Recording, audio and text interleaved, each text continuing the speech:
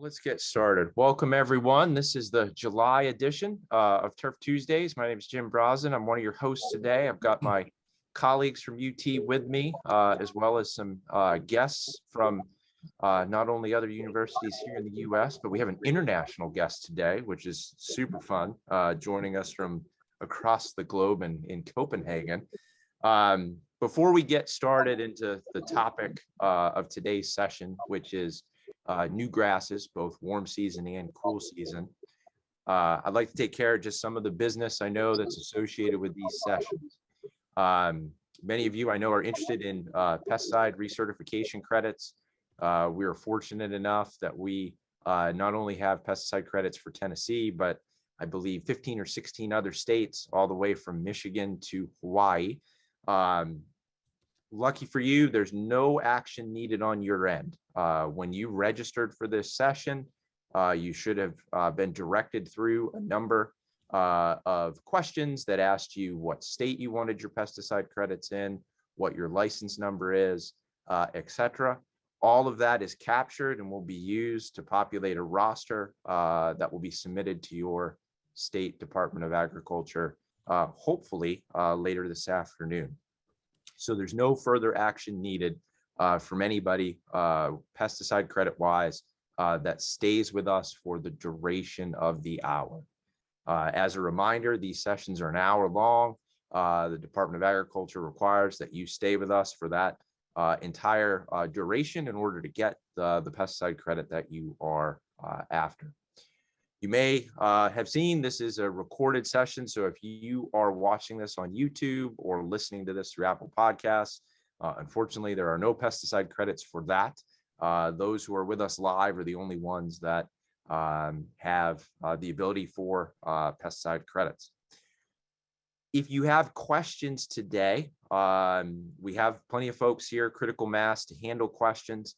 You'll see there's a Q&A box on the bottom of your screen.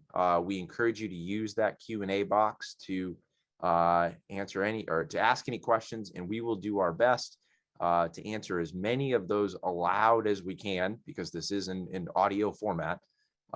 If we do miss a few, we can respond to you via text, but we'll make every effort to answer everything we can aloud. So no need to use the hand raising functionality or the chat functionality.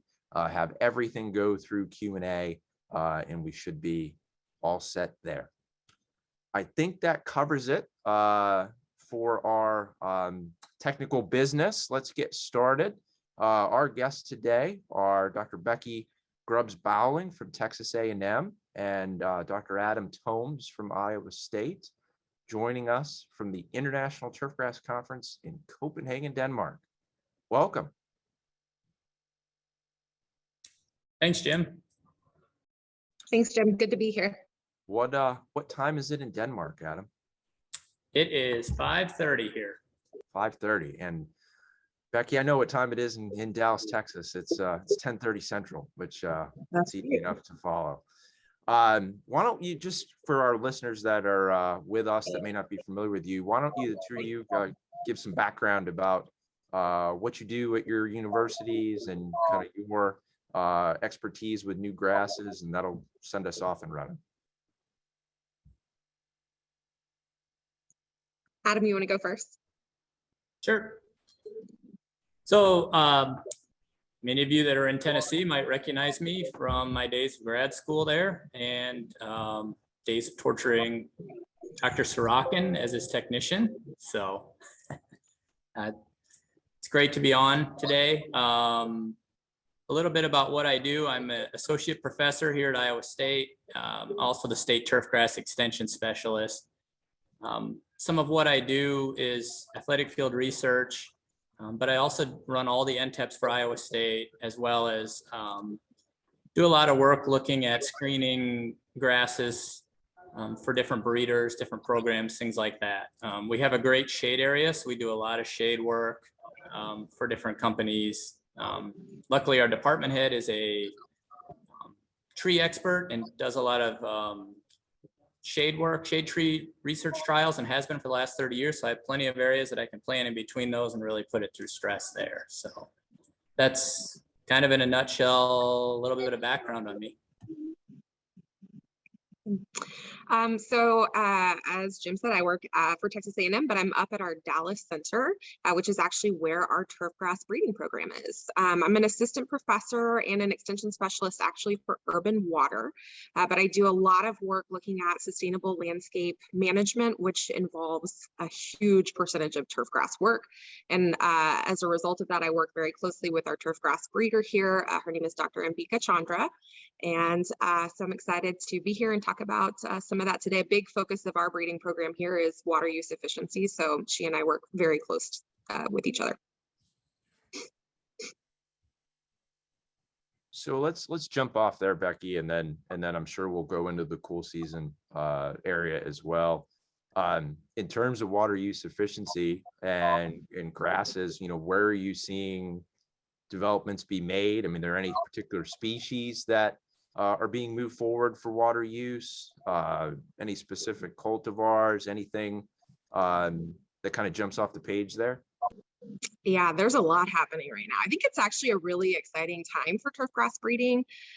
So I'm privileged to be part of a really large multi-state specialty crop research initiative that's funded by the USDA. It's actually on its third iteration, and it involves 6 universities, mostly across the Southeast, but we did add University of California on this last round, and then Texas A&M, Oklahoma State, University of Florida, University of Georgia, North Carolina State. So a lot of really strong warm season breeding programs involved in that work. And the big focus of that work is developing grasses that are going to be more resilient in terms of drought, systems that are facing drought. So there's the neat thing about this is that a lot of times in the past, turf grasses maybe were developed within a limited geography.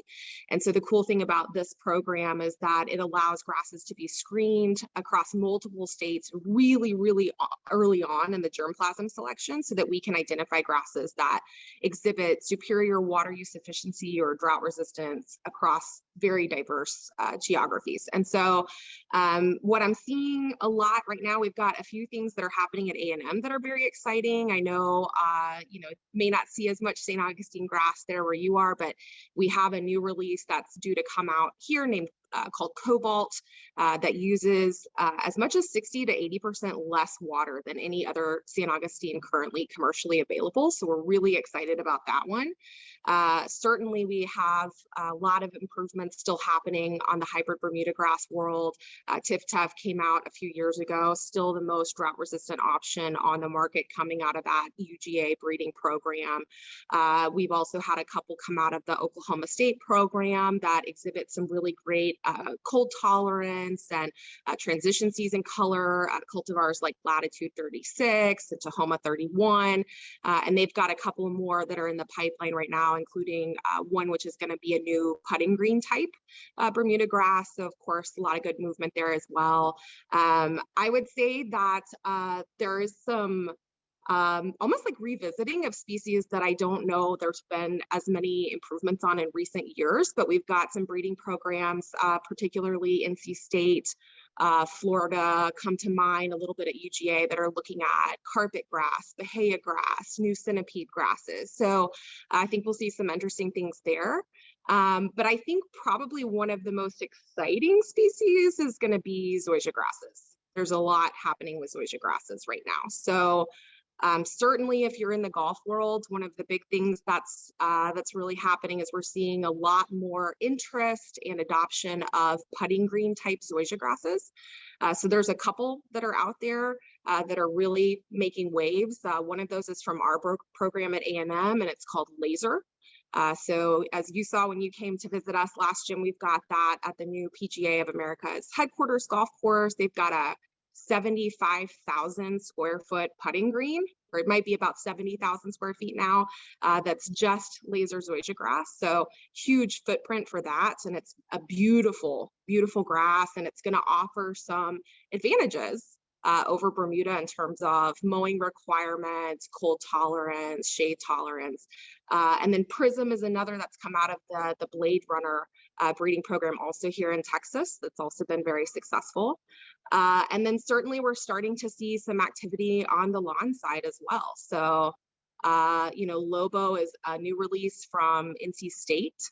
That was, I think, one of only 2 experimentals in the low input in-tap warm season trials that did very well. So they're marketing that as an option, a very resilient option for low input scenarios, low maintenance, low resource use. So excited to see more about that one. And then another one is going to be the Citrusoi that's coming out of University of Florida. UF is really good at developing grasses that have some improved pest resistance, disease resistance, and I think that that's a strength of that particular zoysia grass. Of course, we've got innovation from A&M, which is going to have some very similar attributes to Meyer and Chisholm and some others that people may be more familiar with, but it is going to have a unique texture and density and look to it because it is a cross between a fine and a coarse textured zoysia. And then I know we've got 2 that are currently in the current zoysia in-tap from A&M that are really good contenders for new zoysias that I'm really excited about as well. That was a lot, sorry. No, that's okay. That's why you're here. I mean, I have a question about Lobo, mainly because it's a grass I've never seen. And I know we did work here when it was an experimental with innovation, and it performed really well. It overwintered nicely.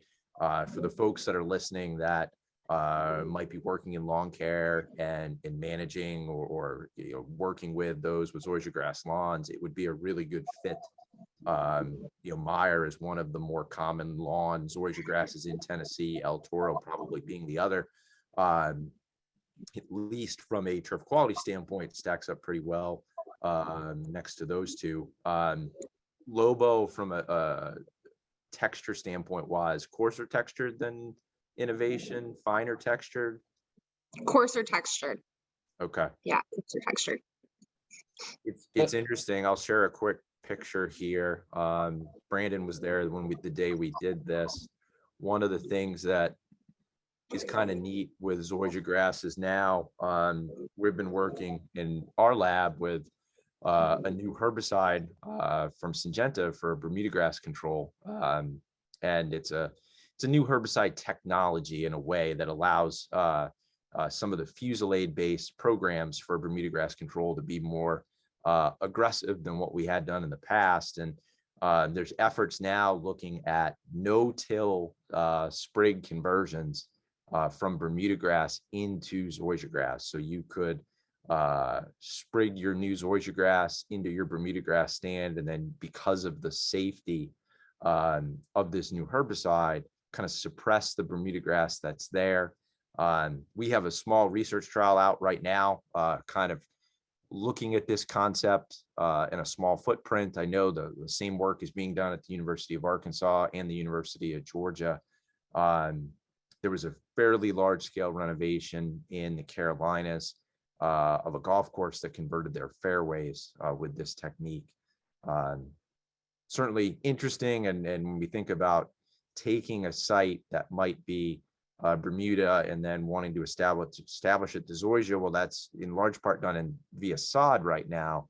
If we could come in with a different way, that could be neat. All right, I'm gonna unshare that real quick. Hey, Jim, or Yes, sir. I guess I'll direct this to Becky. One of the things that I've found kind of interesting is just in the last couple of days, NTEP has released this Turfgrass Trial Explorer, and I don't know if you've had a chance to look at it. I've kind of gone through this a little bit. I mean, I still think that there's some improvements that can be made in terms of user friendliness, primarily because when you get into like trying to select a cultivar, if we try to look up Lobo, it's not here, but it probably is in here as a code number somewhere. Mm-hmm. And so there's challenges there, but you can certainly go and look at some of these trials. And I think it's kind of interesting to see the ability to go in and look at, like, for example, you were talking about water use efficiency and drought resistance or tolerance. looking at wilting in the Bermuda grass trial, and you can pull up, and the green boxes for those watching are the varieties or the entries that had the top statistical category. And this was performed at your station, right? So this one is actually going to be at our College Station location, I think, which is going to be run by Oh, Dr. yeah. Worley. Okay. Yep. Yeah. Not in Dallas. Okay. Yeah. So, but looking at, being able to see what varieties are performing with regards to certain characteristics that somebody might be interested, that's going to be a nice improvement on what currently is a somewhat labor intensive effort. But certainly there's still some room to improve, like with the cultivar variety designations and things like that. It'd be nice to be able to select a variety that's already named and go back and find it as a code number. But I don't know. Have you had a chance to look at this at all? Either of you? I have not played with it yet. I did see the research article that came out when they were kind of in the process of developing this. And I like that they're doing it because it does mirror some of the social research that we've seen come out of some of these projects in recent years, really trying to dig into what consumers are looking for in new grasses and what they're looking for on the hunt for new grasses. I mean, historically, we haven't made it very easy sometimes for people to learn what's out there and how it performs. So I think this is pretty exciting. Yeah, Eric Watkins actually gave a paper today on that and talked about it. And you're right, Brandon, they're just getting things uploaded and going on it.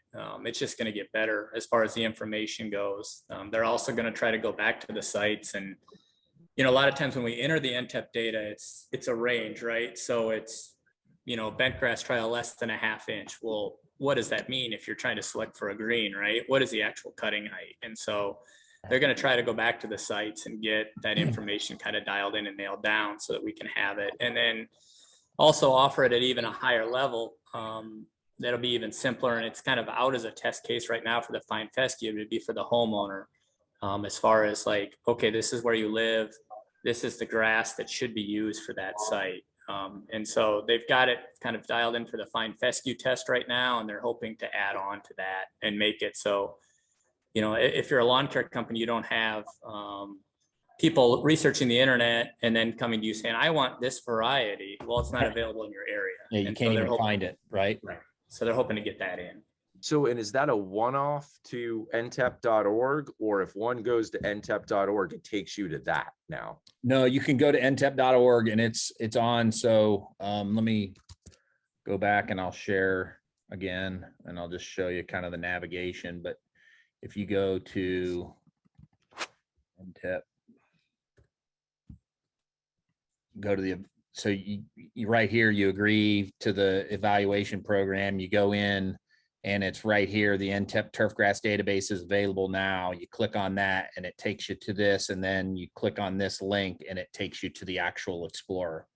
That's really it's cool. Similar to Winfield has a tool that they use proprietarily with their sales force to help folks dial in, and they've entered all of the NTEP data into their own tool that allows them at a much more granular level to select out varieties and identify varieties that might be useful in that area. But that's going to be a huge improvement to the NTEP database to be able to get away from currently what is basically a PDF of data to actually be able to sort and use the data effectively to identify varieties. I know in my class, in Turfgrass Strategies class, where we do case studies, one of those case studies is a selection exercise where they have to identify what characteristics are they looking for in a particular site, what are the things that they think are important, and then what ranks or weights that do they put on those, and then use a tool like the Winfield tool or this NTEP selection tool to identify varieties that would fit those requirements, and then make a case for why they're choosing one grass over another. And Becky, I think to your point, one of the things that's interesting to me is listening to them discuss and debate what the criteria are. And traditionally we've focused way too much on what color the grass is and not on these performance characteristics like disease resistance, drought tolerance, water use efficiency, nitrogen use efficiency, et cetera, et cetera. Yeah. And I think we often think of it through that environmental lens too, but I think what we're seeing in the literature a lot is that what consumers are really looking for is something that is lower maintenance. And we know that there's a relationship between those two, but we see that now showing up in some of these breeding programs as well. Like I know UGA is working on how can we have these really shade tolerant zoysias that maintain a very low mowing requirement, which we know is kind of a desirable trait of many zoysias. And so, yeah, I think increasingly we're going to see a push for how do we have grasses that use less water, not just to save water, but so I don't have to go out there to the control box and mess with that as often as I do now. Yeah, So it's almost like, there's a need for a new metric in a way, maybe something, like turfgrass durability, right? That takes into account we're using as little water as we can. We might have traffic on top of it. We're mowing it. We have all these attributes that are coming into the system. How durable is that turfgrass going to be with everything that's laid on top of it? That's really neat to think about, kind of shifting the lens. It'd be neat to see how that evolves with time, because I can just think of a couple homeowners here that live across the street from one another right by me. And it's what the homeowner expectations are. And a good friend of Brandon and I, Artur Hellman from Poland, he's got Tiff Tough and Bermuda grass in his yard. And he bought a Ventrac mower. He bought a $50,000 mower to mow his 1 acre of grass at his house. He's intense, but he mows it tight and really short, and he's got Tiff Tough. But across the street is a homeowner that's retired, and he's able to pump water out of the Tennessee River. So he doesn't pay a lot, and it's not a limited resource, the water here for him. And he's got bluegrass in his yard. So we've got Tiff Tough with not irrigated and a full intense sun. Then across the street is a gorgeous bluegrass. But that homeowner is retired and he wants green grass year round. And he works on it, and that's his passion, what he's doing. So we can, like AJ Powell taught us, we can grow all grasses equally poor in the transition zone. We've got 2 people growing them wonderfully in Knoxville, Tennessee, bluegrass and Bermuda grass. Obviously, the Bermuda grass goes dormant in the winter, but the bluegrass stays nice year round for that homeowner landscape. But it'd be neat to see the progress of a flow chart with that NTEP site, where what is the homeowner expectations? What resources are you willing to put into it in terms of a maintenance level or management level, and a commitment to that yard? Because some people still want a nice green lush lawn, and if the resources are available, we can do it. And we know that from the studies we've done, we can have Kentucky bluegrass and tall fescue in Tennessee, and it doesn't need as much water as we really think it does. People overwater, but it becomes an education tool as well that we need to implement, where, what are your expectations, but don't overwater. Yeah, no, that makes sense. I mean, that's a good segue, Adam, to kind of maybe shift gears a little and talk more cool season. We spent a lot of emphasis here today on maybe drought tolerance or drought avoidance in the warm season world. I mean, is the same theme true with what you're seeing with the cool season grasses? There's more of a focus right now on lower input, right? A lot of the cool season grasses, they're trying to lower the fertility needs. We've done so much with that dark green color, right? That dark green.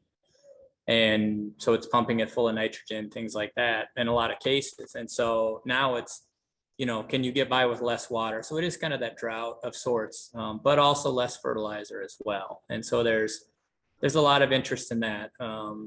Of course, the other big thing that we see a lot of research in with the cool seasons is shade.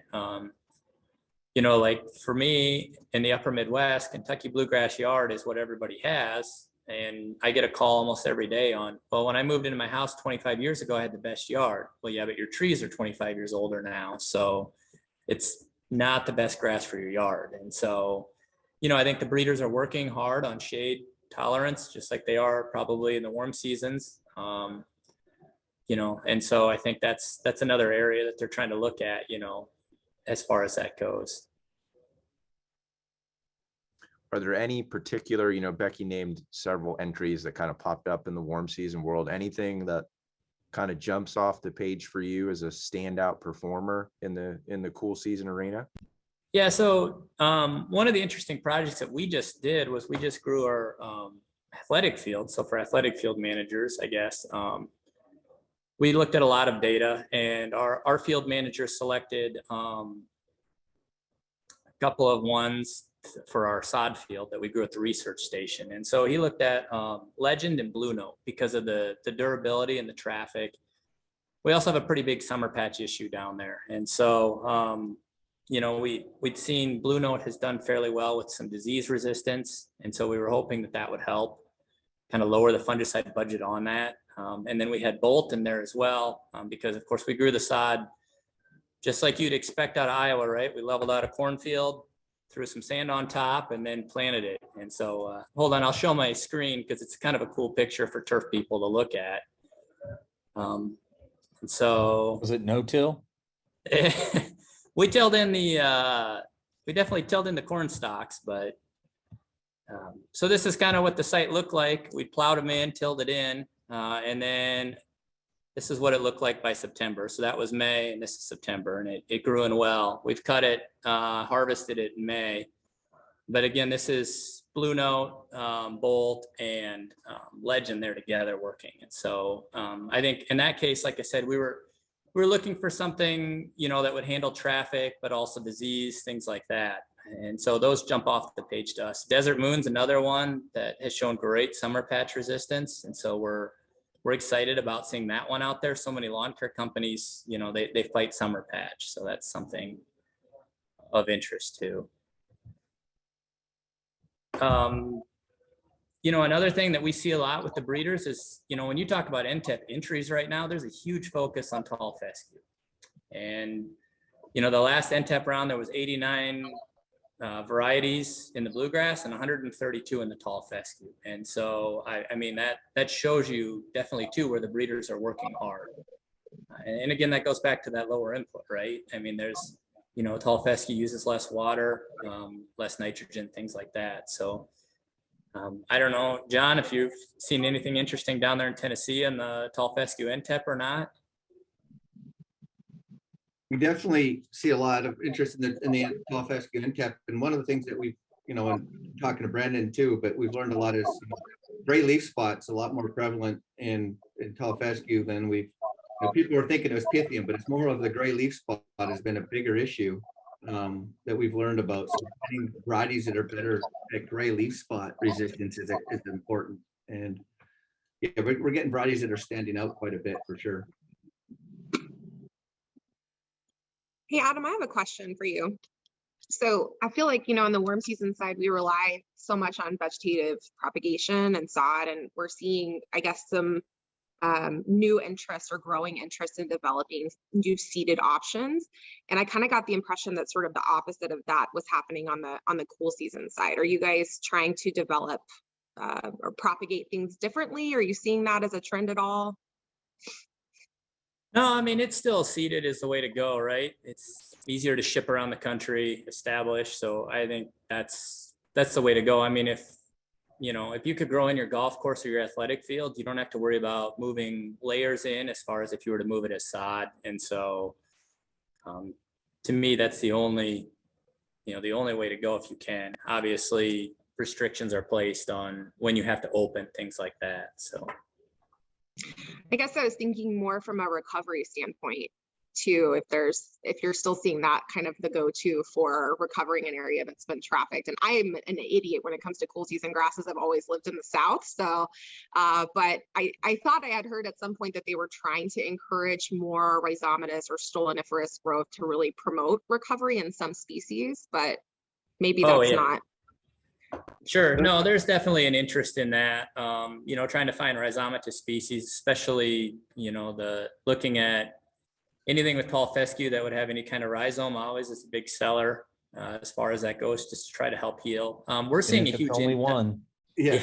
Adam, I've always said that those are a marketing tool for seed companies. Unfortunately, I think, there's indeterminate rhizomes that you have with Bermuda grass that'll go forever. And even bluegrass, will spread so far, and it's almost a determinate spread. But the tall fescues or the perennial ryegrasses, they'll send out a a rhizome, but that's when you have a spatial planting and you mow it at like 8 inches tall.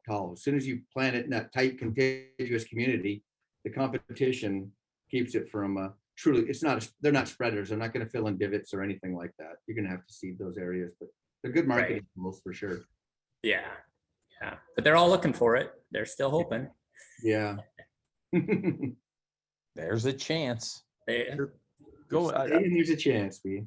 Going back to tall fescue for a minute, and I'm going to segue to you, Brandon, because our old friend Dr. Samples, he's made a point of driving this home for every year we've had Turf Tuesdays, and we'd be remiss to not continue the tradition after his retirement. But we've got a lot of extension folks that listen in on these, and one of the things that I know you've been working on is summer fertility of tall fescue lawns, and maybe some of the things that have been baked in the extension handbook are need to be relooked at in terms of how that affects disease and disease incidence, because what you've seen at the research farm has been pretty cool.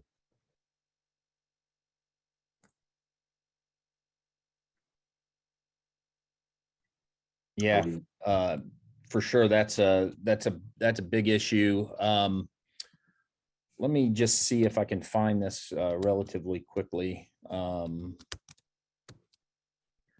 Because it's been a drive.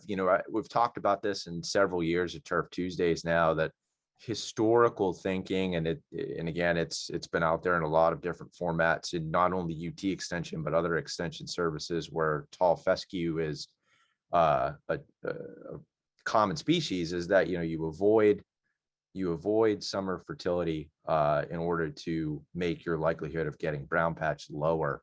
And I know when you were at Virginia Tech, you worked on this, and I know your colleague at NC State, Jim Kearns' group, they've worked on this as well, and we're just not seeing that to be really true. And here's a really good illustration as to why. Yeah, exactly. So we did a lot of work when I was at Virginia Tech. We had a lot of tall fescue at the research station, so we did quite a bit of work with tall fescue in pure stands, and then also mixtures of Kentucky bluegrass and tall fescue, where we found that particularly with mixtures of Kentucky bluegrass and tall fescue, it was important to get a lot more Kentucky bluegrass into the stand than you might think on a percentage basis. And so, in terms of seed number, it's an extreme amount of Kentucky bluegrass compared to the tall fescue seed. But what that did was, once we got close to a 50-50 kind of ratio of Kentucky bluegrass to tall fescue on a percentage basis, so there's a lot more seed number of Kentucky bluegrass. It ended up being I think it was like an 85% by seed count range. Once we got a lot more Kentucky bluegrass into the stand, what we saw was a marked decrease in both summer patch and in brown patch, right? Because you had enough mixing of the two species such that you didn't get a lot of spread and visual observation of symptoms. It's not to say that those pathogens weren't present, but you might have a single plant or two that goes down, but the fungus can't spread and cause an epidemic amount of disease in those mixed swards. And then with tall fescue, one of the things that we found very clearly was that, the traditional mantra in the transition zone is to avoid fertility in the summer, because you don't want to make the grass more susceptible to brown patch or rhizoctonia. And one of the most difficult places that I've ever tried to establish a trial for brown patch is in a well-fertilized tall fescue. Everywhere where I've had really epic brown patch epidemics is in poorly fertilized tall fescue. And we saw that in the work that we did over at Virginia Tech. And then this is actually from this year. So this first rep here, this is a non-treated control. This is the Galaxy One product at 3 pounds per 1,000 square feet. It's a 16-week release profile, very slow release fertility. This is 1 pound of urea per 1,000 on a monthly application interval. This is the non-fertilized but now treated with pedigree, which is flutalonil, which is a good brown patch control fungicide. Then this is the Galaxy one with flutalonyl and the urea with flutalonyl. And what we see in this trial so far is that even in the non-fungicide treated plots, you get much better color. There is still brown patch present in that sward, but it is masked by the improved color. And then the other thing that you see with the fertility application is that anytime conditions are not conducive to epidemic spread, you get an improvement in the turf quality because the symptoms are growing out and being mown off. So you get an improvement in the overall quality of the sward, where if you're in this non-treated, basically everything you see around this, we've not fertilized that in the last 2 years. And all of that is covered with brown patch. So that kind of yellow-green color is partly nitrogen deficiency, but also partly that it's absolutely being decimated by brown patch everywhere you look, because the grass just simply doesn't recover out of any infection that it gets. It just sits there, and that serves as an inoculum source for the next epidemic spread and kind of ramp up when conditions are suitable. So it just gets worse all summer long. So it's pretty clear that this idea of not fertilizing tall fescue in the summer needs to kind of go by the wayside, and we need to have a judicious amount of fertility applied, but that it provides for some recuperative potential to the plant, so that when conditions are suitable for growth and don't favor epidemic development, you get recovery. And then when there is some epidemic development, you can either choose to apply a fungicide to control that epidemic, or in a situation where you're budget limited, or you don't want to apply those products to your lawn, you're still going to have a pretty decent looking lawn, and you can recover out of that epidemic when conditions are suitable for growth. Yeah, that's super cool and super impactful for the extension folks that are listening, and we can all be happy that somewhere Tom Samples just smiled. One other question I had for the group, and I'll direct this mainly at Adam and John, because I had this call this morning about bluegrasses in the transition zone, and it was a comment specifically about HGT bluegrass, and this person had done their homework because they knew of Barvette as a bluegrass cultivar, and wanted to know, is HGT the only vehicle to get that cultivar, or is Barvette in other mixtures, or could one even get Barvette by itself? And maybe give a little background on what Barvette is. I was remiss in not doing that. Barvette and HGT are they're Berenberg varieties. Well, it's HGT bluegrass. It's a Berenberg blend, and in it is Barvette. And in the NTEP trials, I think, Adam, this might go back to when you were here. We had the traffic events. It showed that it had by far superior traffic tolerance than the other bluegrasses in the transition zone. That's how really got our interest in it initially. It really has that lime green or Granny Smith apple green color to it, and which is not surprising coming from a Dutch company in Europe. Their colors tend to be a little lighter. And it's a really good grass, but it's only available that I'm aware of as a blend with HGT. And one of it is getting back on the breeding thing. It's a really good variety, but it's not a great seed producer for farmers to get seed. Looking at yield, it's not a great yielder, but it's such a good grass that they grow it. And the original HGT bluegrass, I believe, was upwards of about 60% Barvette. Now it's down to about 19% in the blend. But over time, it'll take over anyways. As we found in our NTEP trials, we had our NTEP trials were 5 feet by 5 feet. And after the 5 years, it had taken over the other bluegrasses in the contiguous plots around them. So it's available, but it's only available in the blend for sure. Adam, I don't know. You can get it from the breeders for research purposes or for Berenberg, but you want to chime in? Yeah, I was going to say, it's just it's a workhorse too. It's a quick germinator.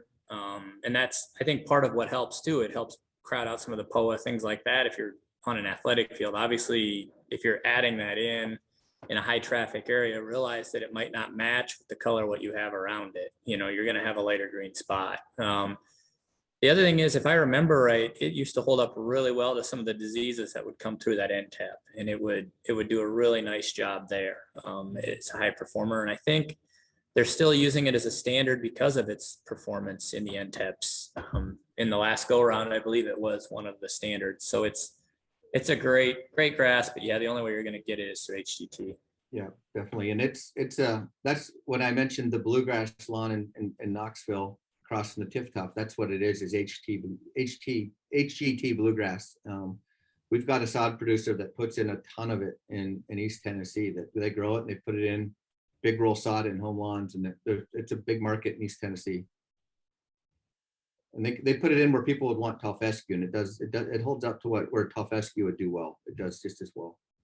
And what about performance under drought or deficit irrigation, similar to a tall fescue lawn? Or yeah, it's tall fescue actually uses more water than bluegrass, ironically, to keep a really green color. I find it holds up, but when you get really hot in the summer, some dry periods, it goes into a summer dormancy, and those rhizomes, it'll come back, it'll recover, but as long as you put a little bit of water just to keep it green, if you get extended periods, but we've never gone more than, in the last 100 years, we've never gone more than 35 days without a rainfall in East Tennessee. So we're pretty fortunate when it comes to that, but a little bit once a week just to keep it from dying off you'd need an irrigation system, I would say, for the summertime.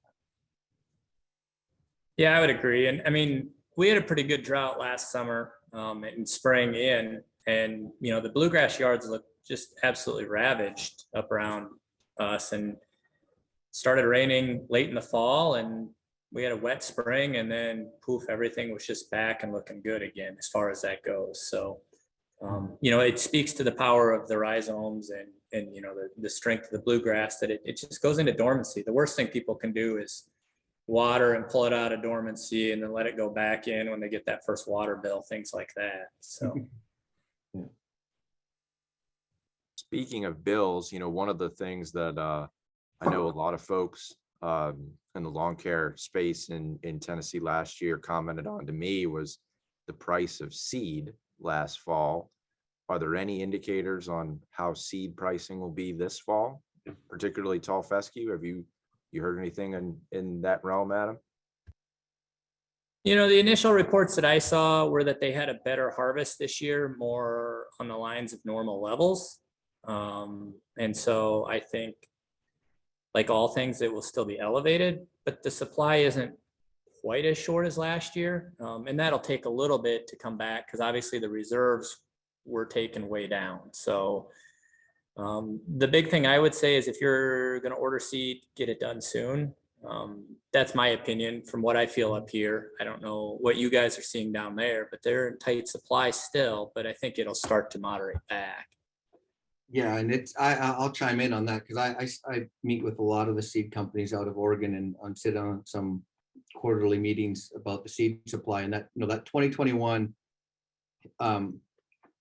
high temperatures that they got in the spring really decimated a lot of the supply in Oregon and Washington State, where most of our cool season seeds are produced. And the prices have gone up, and I don't think they're going to change a lot. They've gotten into coating them to kind of extend the quantity of their seeds. But I've always contended for years that in the whole spectrum of a lawn, and establishing a lawn or a golf course or a sports field, the seed is cheap. I mean, I get it, and the prices are going up, and if we don't pay the premium for seed, you get what you pay for. These producers in Oregon are switching to hazelnut and they're waiting 10 years before they can get a hazelnut, because they're not getting the prices for the seed yields that they're growing. So the supply and the demand is always going to be a challenge, because we're losing a lot of the supply, because producers in Oregon and Washington State are converting to other crops, because people have always expected really cheap seed, and then you get things like Kentucky 31 that just knock out the bottom of the market when you're not getting the quality that you're also looking for. So Seed's cheap is what I just say. I like to say. Ends up being a race to the bottom, right? Yeah. And so I think paying that little bit extra for more seed, if you're paying an extra 25, 30, 40 bucks a bag for 50-pound bag, I mean, for 5,000 square foot lawn, it's, you know, someone's got to eat it and it'll be the end user, but it's still a small price in the whole spectrum of prepping that yard to get it ready. Well, But I it's think- certainly a lot less than sod. I mean, that's the other piece, right? Like we just talked about establishing from sod versus seed. I mean, not only do we like the seed because of its ability to establish and fill in and that kind of stuff, but it's remarkably cheaper compared to that same variety that you're going to purchase as a sod variety from a sod grower. And that's not to say there aren't applications for sod, you know, and, you know, a quick establishment, that kind of stuff. But, you know, Adam, you had that picture. You guys did that in, what was it, May? Yeah, we did it in a year and a day. Yeah. So from cornfield to really, really nice Kentucky bluegrass stand in 1 year and 1 day. I mean, and certainly in terms of acceptability, that was 4 or 5 months, right? Mm-hmm. Yeah. The other thing I think, John, you hit on the head, you know, lawn care operators really need to sit down and do the math with the coatings. I mean, everybody's coating stuff this year. And so you're going to have to think about that. I mean, that's totally true. And I've heard several people that have said that, you know, oh, my stand didn't come in real well. Well, did you slow down and think about the fact it's coated? Yeah. But half the seed that you had before. And switching gears back to warm season real quick, Becky, you know, John mentioned growers in Oregon taking fields out of seed production into other crops. Have you seen that with warm season grasses in the South at all, with some of the supply chain economy hurdles we've been faced with? I haven't seen that a whole lot yet. You know, Texas, we actually have some of the cheapest sod in the country, and it's a very lucrative market for us. We did take some hits, actually more due to our big winter storm that we had last year. I would say more so maybe than some supply chain issues. I think I've actually almost seen maybe a trend the other way, where we've had some farmers that have historically done agronomic crop production that are switching over to sod. Yeah, I don't know that I've seen that to the same extent here. But, you know, certainly we've had some price increases and things like that. Yeah, and I'm sure the install costs, particularly on the freight of moving it from the farm to the site, has gone up dramatically. Yeah, trucking prices, obviously that's a big deal for the sod industry. And I know the Turf Producers International and Casey with them has done a great job trying to get them noticed as an agricultural commodity, so that they don't have to abide by like some of the trucking things, and it's made it a lot better for the sod producers. But working with a good broker, if you're going to be ordering sod, is key to get for that delivery too, if you're doing it at a long distance. Speaking of that, John, as somebody who's involved with TPI, any updates on the sod checkoff? I don't have an update on it. We haven't had a meeting for quite some time that I've been on. So, but I know it's pushing forward, and man, if that goes through, that's going to be great for our industry. That's all I know, is we got to be supportive of that as much as we can.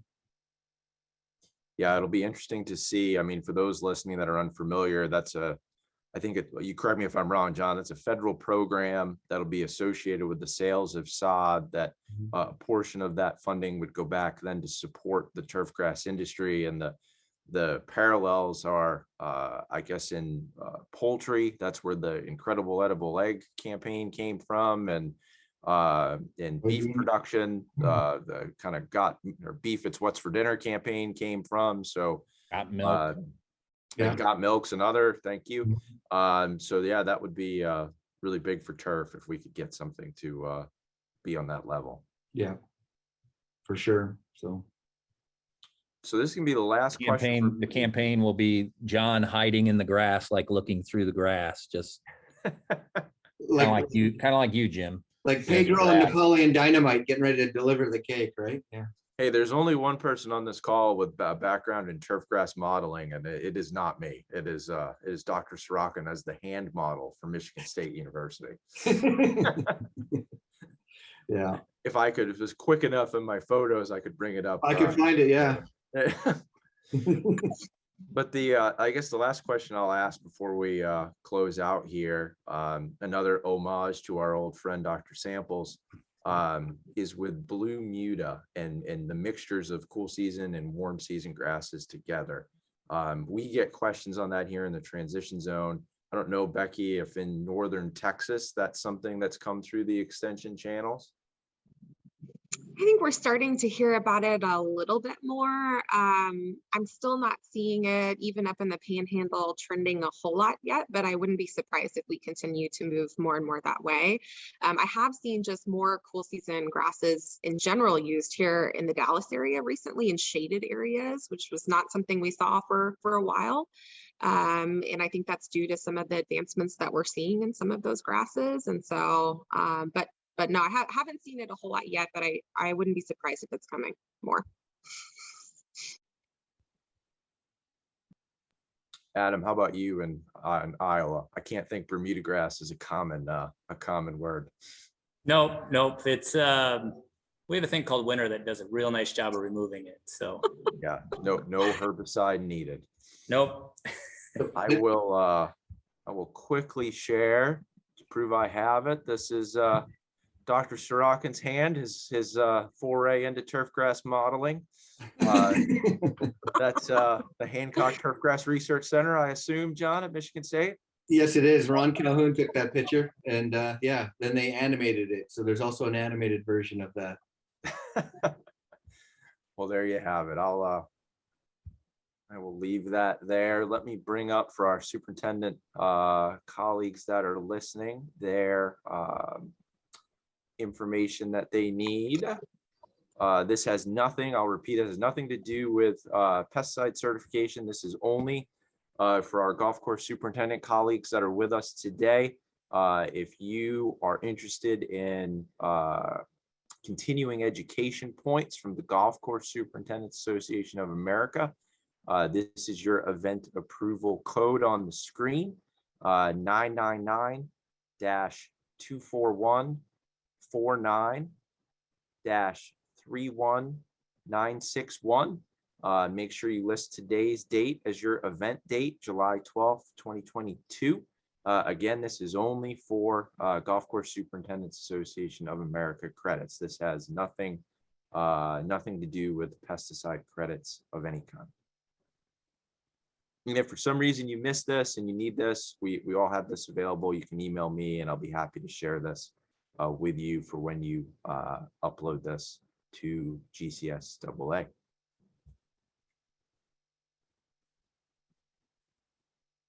All right. Any last words before we sign off here? I just want to thank you for inviting me and having me on. And I will make a really quick plug now that there is an NTEP tool to check out the DALSA 1701 and 1311 experimental lines. Those are our new top zoysia contenders. And so keep an eye on those. I think they're going to be game changers. Awesome. Can you repeat those numbers one more time, Becky? Yeah, it's DALSA as in Dallas and then ZA, and it's 1701 and 1311. Okay, hope everybody got that, has those written down. Adam, enjoy Copenhagen. Thank you. Thanks for having me. I appreciate it. Take care, everyone. Appreciate you signing in from across the pond, Adam, and safe travels back. Hopefully it's an uneventful journey. And thanks to everyone for joining us. We had a good crowd today, well over 100 people, and we'll be back in August. Our August session is going to focus on Neyland Stadium and preparing the surface there for the upcoming football season here at UT. For those who are unaware, they've had some stadium renovations that have gone on for the duration of the summer, and there's a lot happening as we get closer to the next football season. So until then, we'll see everyone in August. Thanks for listening and enjoy the rest of your day.